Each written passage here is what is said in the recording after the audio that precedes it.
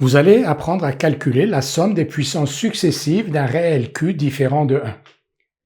Soit Q un nombre réel avec Q différent de 1, n un entier naturel, grand S égale 1 plus Q2 plus Qn est égal à 1 moins Qn plus 1 sur 1 moins Q. Donc la condition Q différent de 1 nous sert ici. Donc 1 plus Q plus Q2 plus Q3 plus Qn est égal à 1 moins Qn plus 1 sur 1 moins Q. C'est un résultat qu'il faut absolument connaître par cœur, même si on peut le retrouver assez facilement. Ce que nous allons faire ensemble. Donc grand S égale 1 plus Q plus Q2 plus Q puissance n. Nous allons mettre Q en facteur ici, donc 1 plus Q, facteur de 1 plus Q plus Qn moins 1. Revérifions. Donc ici, on a 1 plus Q2 plus Q puissance n, c'est-à-dire S. Et là, dans la parenthèse, 1 plus Q puissance n moins 1, ce sont tous les termes de S et il manque juste Q puissance n. Donc ici, nous avons 1 plus Q S moins Q puissance n. Donc S est égal à 1 plus Q fois S moins Q puissance n. On va donc l'écrire ici. S donc égal à 1 plus QS moins Qn plus 1.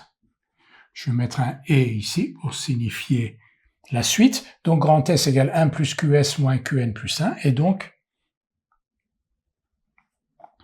et encore, donc S moins QS égale, donc S moins QS égale 1 moins Qn plus 1. Comme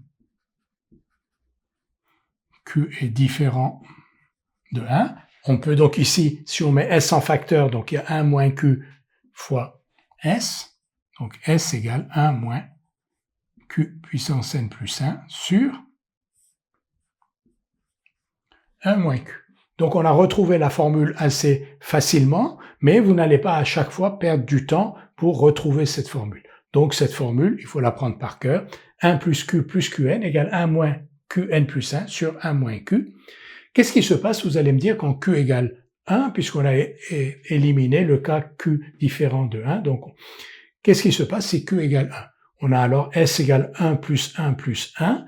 Donc, combien de fois? Donc ici, une fois, n plus une fois. Donc S est égal à n plus 1, tout simplement, si Q égale 1. Et donc, je répète encore une fois la formule, 1 plus Q plus Q2 plus Qn égale 1 moins Qn plus 1 sur 1 moins Q.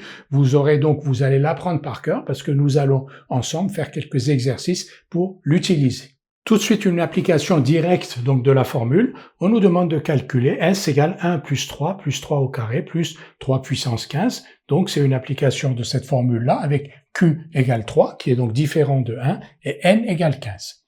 Donc, on va écrire quand S égale 1 moins 3 puissance 16 sur 1 moins 3. 1 moins 3, donc on peut l'écrire aussi sous la forme 3 puissance 16 moins 1 sur 3 moins 1, et donc égale 1 demi de 3 puissance 16 moins 1. La somme grand S égale 1 plus 3 puissance 15, et donc égale à 1 demi fois 3 puissance 16 moins 1.